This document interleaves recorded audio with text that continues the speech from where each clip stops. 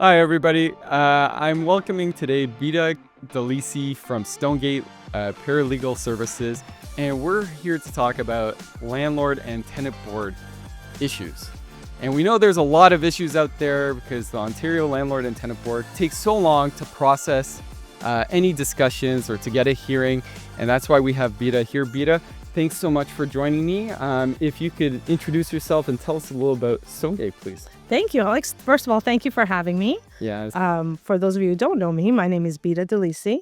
I own and operate Stonegate Legal Services, and we provide legal support to realtors and their landlord and investor clients throughout the province of Ontario, mainly in the areas of non-payment of rent, late payment of rent, lots of cash for key settlements, owners or new purchasers wanting to occupy their tenanted properties. And we also provide support to landlords when their tenants have filed applications against them. Mm-hmm. And for those of you who don't know, Bita and we've known each other for 20 years now. We've worked together in multiple cases for landlord and tenant board issues. Oh my, how time flies. Long time. Yeah. And flies. And you guys have been fantastic, right? Thank Because there's several people I've asked you to put you in contact with, and you've helped them. It does take some time. It can be challenging, but you guys have pulled through every time, which is fantastic. So thank you. Thank you. And that goes to my team. I can't do anything without my team. So my team is my backbone to Stonegate. That's awesome. So, Bita, tell everybody here, how long has Stonegate been in operation now? So Stonegate has been in operation since 2018, but my background actually started in real estate going back to 2004, 2005. That's right, when we sat beside each other. That's right. That's right. And it was there when I started acquiring landlord and investor clients who purchased small to medium-sized apartment buildings, commercial plazas, but they weren't in the country or in the province to deal with the day-to-day operations. Mhm. So through that path, I often ended up at the Landlord and Tenant Board to help my clients. And 9 times out of 10, my matters would get dismissed because I was not a licensed paralegal or a lawyer. So I went back to school. I obtained my paralegal license, again, to help my clients. And then my business just shifted in the sense that I was being approached by Broker of Records, Toronto Real Estate Board, OREA, in an effort to put together training sessions for realtors. Mhm. Because as a realtor, when I was working with landlords, I often didn't have a safety net. I didn't have anyone to turn to. So at Stonegate, our team provides that support to realtors. What an interesting transition from real estate to paralegal. You have the experience from both sides now, right? That's So right. That's right. that's terrific. So, you know what? Everybody knows it takes so long to get a hearing at the Landlord and Tenant Board. And, recently we got the new Bill 60, which is great, which is supposed to help landlords and protect tenants at the same time. Maybe you can enlighten us a little bit about the new Bill 60. Would you be that? Excellent. Let's talk Bill 60. So Yeah. Bill 60 has just passed. About a couple days ago, it passed the third reading, I believe. It has not become law yet. So the changes have not been made to the Residential Tenancies Act. The changes have not been made to the Landlord and Tenant Board forms. This is going to take some time. But here are the top 6 things that all landlords and realtors need to know about the amendments that are going to be happening to the Residential Tenancies Act. Can I quickly ask you, Absolutely. when do you think that's going to take effect? I mean, I'm going to say 6 months to a year, Okay. at least. So Let's- hopefully by the end of 2026. Yes, I'm assuming so. Okay. I'm Let's assuming talk so. about those 6 changes. Let's talk about the 6 changes. The first change is going to happen to the non-payment of rent notice. So right now, if you're not paying rent and your landlord is going to serve you with a notice, Mhm. that non-payment of rent notice has a 14-day termination date, meaning that you have to pay the rent in full, whatever the arrears are, in order to void that notice. Or you have to move out, or you really do nothing and your landlord has to commence a legal proceeding. So that 14-day termination period has been reduced to 7 days. That's the first change. The second change is the personal use notice, the N12 notice.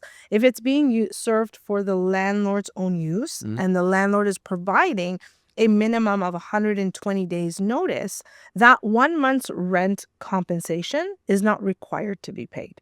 Okay, so let's talk about those two changes right there. I think that's a win for landlords from 14 days to 7 days, right? Because, like, listen, if the tenant's not paying rent, why am I going to wait 14 days to try to process a hearing? It doesn't make sense to me. So I think 7 days is very reasonable. And that second point that you mentioned is if I'm moving in, I shouldn't have to compensate 1 month's rent, although I'm still going to have to compensate that 1 month's rent if I give less than 4 months notice. Correct. Yeah. That is a requirement of that notice. Yeah, I think that's Okay. fair. The third change is the request for review. If a landlord has filed a request for review, instead of taking 30 days for that request to be filed, that date has now been shortened to 15 days. Okay. Which I don't really think helps landlords because now you have less time to file that review request. Yeah, that makes sense. It doesn't give the landlord as much time to make a request for change. 2 weeks, you know what? I think it's reasonable. Listen, once the hearing's done, if the landlord wants to appeal it, I mean, within 2 weeks, they should do it, I think. Well, there are no appeals at the board. Okay. What they can do is file a request for review only if they believe that there's an error in law, an error in fact, or they were not able to reasonably participate in the hearing. But remember, that is a review request. That request still has to go and be granted. If it's not granted, well, the original order remains unchanged. You can't file a review request because you don't like the board's decision. You don't agree with it. Right. Unfortunately. Right. Okay, so it makes it tighter for landlords. Okay. That's right. Okay. What else we got? The fourth change is that if a landlord is taking a tenant to the Landlord and Tenant Board for a non-payment of rent proceeding, and if the tenant wants to raise their own issues as to why they haven't paid the rent, they now have to pay 50% of the rent arrears in order for the board to hear their issues. Okay. That's a good thing. Okay. Right? I mean, that's fair. That's a good thing. They should, in my opinion, they should pay the entire amount of the arrears in order for their issues to be heard. Right. Yeah, well, yeah, they have to step up, right? If these are serious issues, then they should at least pay what they have to pay. That's right. Rent at the end of the day. Non-negotiable, has to be paid. Yeah. Right? The fifth change is now all notices have to be on Landlord and Tenant Board approved forms. Period. That should always be the case. I thought that was always the case. Well, right now, in some cases, if a landlord gives a tenant a notice, or if a tenant gives a landlord a notice via email or via a written letter, sometimes in one that is filed with the Landlord and Tenant Board, the board will issue an order. Sometimes. Okay. Now, what they're saying is that the tenant or the landlord must serve notices via the Landlord and Tenant Board approved forms. That makes sense to me. I think it should be on a legal form that's a Landlord and Tenant Board form. That makes 100%. Yeah. And last but not least, the Residential Tenancies Act is now going to define what is persistent late payment. Okay, yes, That is a good heard thing. about this. That is a good thing. So right now, what we're saying to our clients is that if a tenant has not paid the rent on time for the last 7 out of the 12 consecutive month rental period, that constitutes as persistent late payment. And that is our definition of persistent late payment, and it's been acceptable by the board. Now, the act is going to be amended to include what exactly is late payment. Okay, I think that's a good thing. Yeah. So these sound like good changes to me for landlord and I think tenant too. And I think it's very fair, to be honest. So let me ask you this, Bita. Why do you think it takes so long to get a hearing at the Landlord and Tenant Board? Well, I'm just going to rewind a little bit. They are good changes, and I don't disagree with that. The problem is not the shortening of the termination periods. The problem is you still have to follow a procedure. You still have to serve notice, fulfill requirements, wait to get a hearing date, which now can take 4 to 6 months.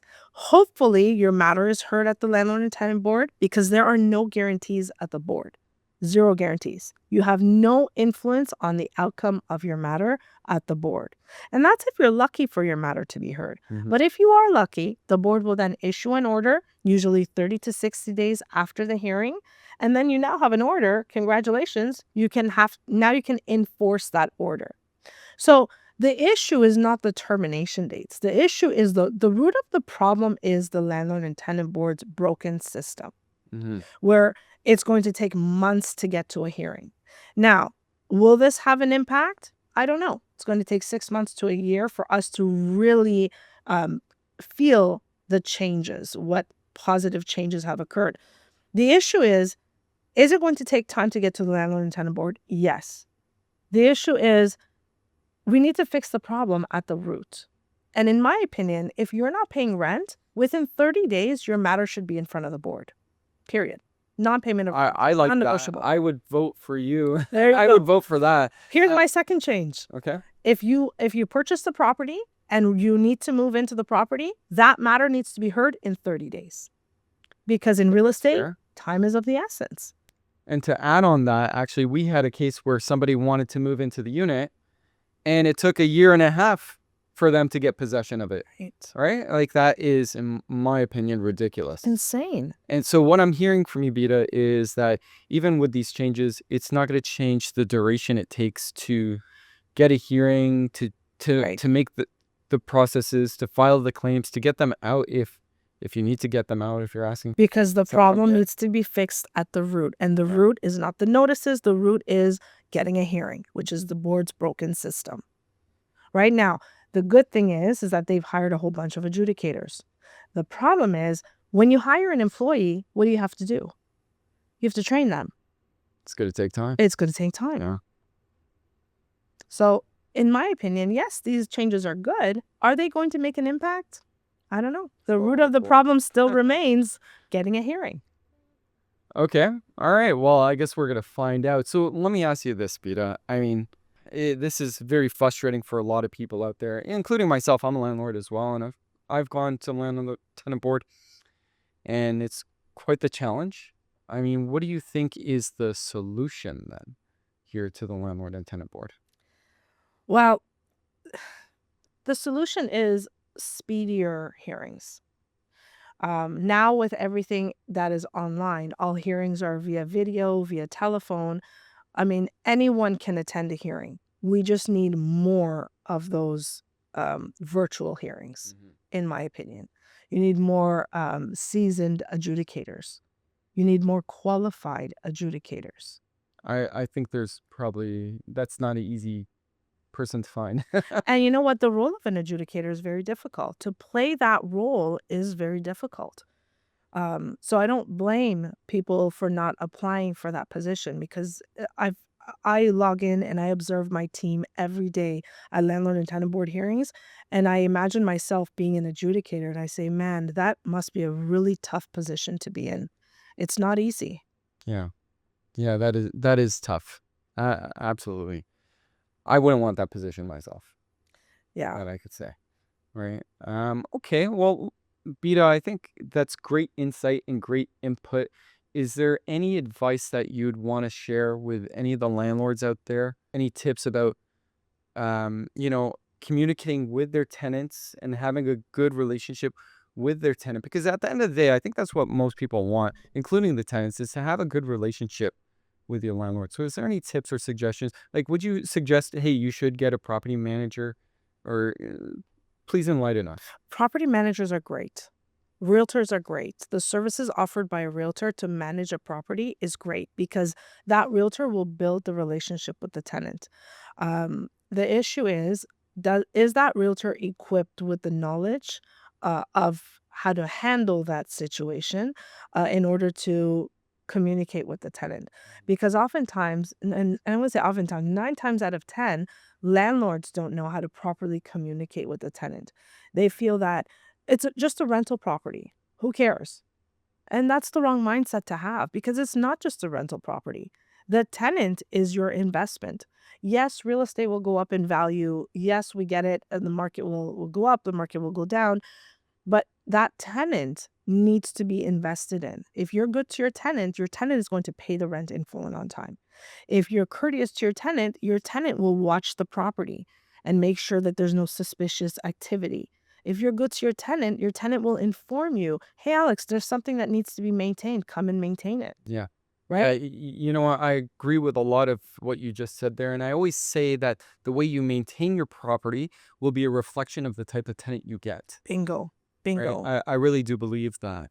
That is words of wisdom, I gotta say. Right? Bita, thank you so much for sharing your input and your insight. And I want to share with everybody out there, if you're a landlord and you have a tenant and you need some suggestions or advice, you can always contact Bita.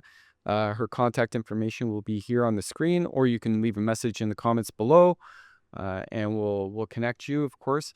But Bita, that's fantastic. Any last words to share? Any last words? Well, know your rights as a landlord, know your obligations as a landlord. That is very important. Landlords have the obligation and responsibility to maintain in the absence of rent. Landlords have the obligation to make sure that the property is safe and fit for habitation in the absence of rent. So don't think, oh, my tenant is not paying, I don't have to maintain. Because as a landlord, you have responsibilities and obligations. Yeah. And neglecting them will end up, you'll end up at the Landlord and Tenant Board. Yes. I agree with that. And you can't claim ignorance. Don't claim ignorance. Ignorance of the No. law is not an excuse. No. I You're a didn't landlord. know. You take the responsibilities. That's it. That's right. Period. I didn't know is not going to excuse it. So, Bita, can you share with us what's the craziest non-paying tenant that you have seen or come across? Well, just in September, Alex, one of my team members had evicted a social media influencer tenant who owed a landlord about $92,000. 92,000? 92,000 and a 4-year battle at the Landlord and Tenant Board. So this is what irritates me. Why did it take 4 years to get in front of a judge or adjudicator to have this proceeding? So it didn't take 4 years to get in front of the board. It took, and this is going back to COVID. So it took some time to get in front of the board, but the tenant knew her rights. So she asked the board for an adjournment because she wanted to get legal counsel. And then she wasn't able to reasonably participate. So she filed a request for review, which was granted by the board. And then the third appearance at the board was because the board ran out of time. They had to reschedule. And then the fourth one was actually the one we had attended. But it should not take that long to have a matter heard. In fact, her arrears were so high that when our team was in front of the board member said, we can only order up to $35,000 because as of September, prior to October 1st, the monetary jurisdiction of the board was only up to $35,000.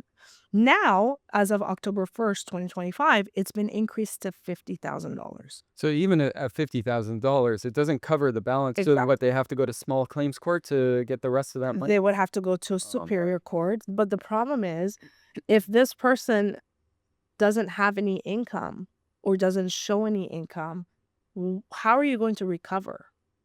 I was just about to ask you that question.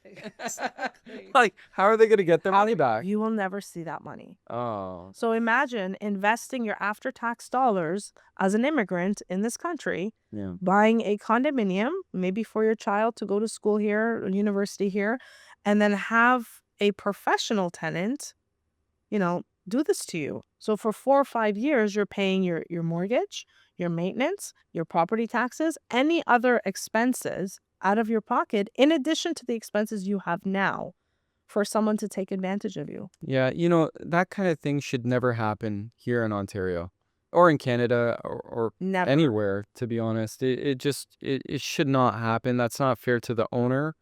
And to me, that just sounds like the tenant is abusing the system, and they should be accountable for that. Absolutely. And that's why I say, Alex, that if you're owing rent, that landlord should be able to take that tenant to the board in 30 days. It should never get to a point where $92,000 is owing.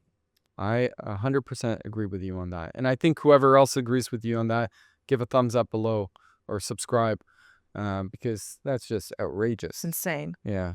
So, Bita, I have a question for you. How long does it take to get an eviction in Ontario? How long does it take to get somebody out? So remember, Alex, it's A bad tenant out. a bad tenant. Okay, so first you have to go to the board to get an order. Okay, so let's start from the very beginning. So first you serve your notice, you file your applications, you wait for a hearing date, 4 to 6 months. Let's say in month number 5, give or take, we receive a notice of hearing. In month number 6, your matter is heard. In month number 8, you'll receive an order. In that order, it's usually a 30 to 60-day termination date. So let's say month number 10, the tenant is supposed to be out. And if they're not, in month 10, you take that order to the enforcement office of the sheriff to book a date and time for an eviction. Depending on the location of the rental property, the district, whether it's Toronto, whether it's Peel, Brampton, Mississauga, there's a different sheriff time period. In Toronto right now, it's probably 3 to 6 weeks. In Mississauga, Brampton, believe it or not, it can take 16 to 20 weeks to book an eviction with the sheriff. That's 6 months. Absolutely. So if you're already at month 10, you're going to add another 4 months. That's a painful process. It is a painful right? So process. basically, you're telling me it could take a year to a year and a half, or maybe even more, to get a person, a bad tenant, out of the property. Yes. Yeah, that's. Well, remember, you only have a handful of sheriff's enforcement officers in the GTA. Do we know how many enforcement officers there are? I believe 6 to 8. I That's believe that's it. That's it. And the sheriff's Wow. office is very, very busy. Kudos to the sheriff's office. You guys are doing a great job. You Wow. guys are very busy. 6 to 8. They sound short-staffed. Short-staffed and I believe overworked. The sheriff has a very, very tough job. Wow. By the way, I'm going to put here on the screen the Landlord and Tenant Board contact information, because for those landlords out there or tenants that need to contact the Landlord and Tenant Board, just know your rights. That information will be here on screen or in the description. All right, awesome. Thank you so much, Bita, for coming and joining us, and thank you for watching. Thank you for having me, Alex.